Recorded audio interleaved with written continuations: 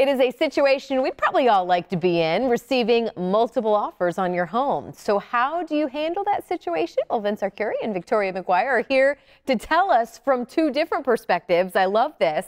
My first thought when I hear this is, wait a minute, I thought a couple weeks ago we shouldn't be getting multiple offers on a home. Maybe it wasn't priced right.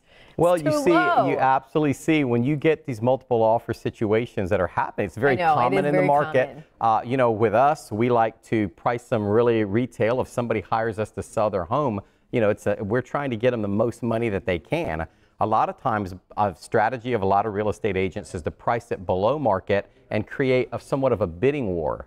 And one of the biggest complaints we see, it is very, but one of the things you hear real estate agents complaining about is, oh gosh, you know, there's 20 offers, or the dreaded words that the agent hears, highest and best by Friday or by Saturday.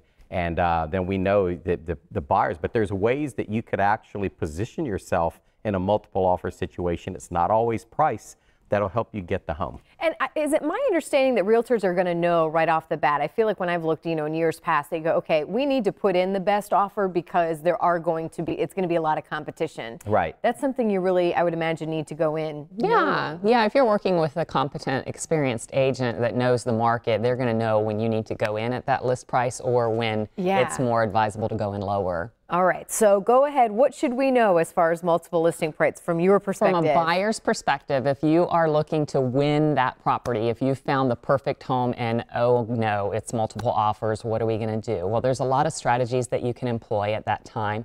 You can, of course, put down a larger deposit that shows you're more serious and you're more qualified and financially able.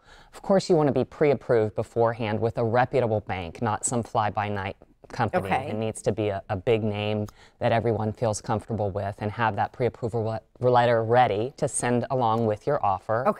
And then you want to be flexible. You've got to be flexible with that closing date. Even let the seller pick the closing date, because the seller may not know where they're moving yet. They may need a little more time, or they may want to move quickly. And then if you can close quickly, you might be the one that wins just because of that. I like it. All right. And then now let's flip the side. What say you, Vince? Well, you know, on the, just to follow up on Victoria, one of the things I'd also like to do is write letters to if it's a family with, they're moving here for the schools or what have you. A lot of times when a lot of offers are close in price, maybe write a personal letter from buyer to seller on why they love the house, why they love the area, and why they need that house. Maybe create a little emotional connection. It pulls on the heartstrings. Put a name with a face. I've even had buyers that I've advised them to take a cute little family photo with their kids and everything and include it so that the seller I like it. All right. And from a seller perspective, one of the things, I was at a function last week with Andrew Duncan, you know, the Duncan duo, probably arguably, you know, one of the finest real estate agents in the country. And who's going to be a guest on the Morning Blend coming up here. So just a little teaser for Andrew. Shout out to the Duncan duo. And Andrew, one of the things I asked them, I said, you know, I noticed your listings, you always have this 3 days to respond. And it's a really smart move because it allows. That's not typical? It's not typical because you get an offer, hey, it's a full price offer. Agents seem to want to jump to the seller, hey, I got a full price offer. Where their strategy is, hey, you're going to wait 3 days and we're going to allow these offers to accumulate. And what that does is it allows you to really study the offers. A cash is always king, of course.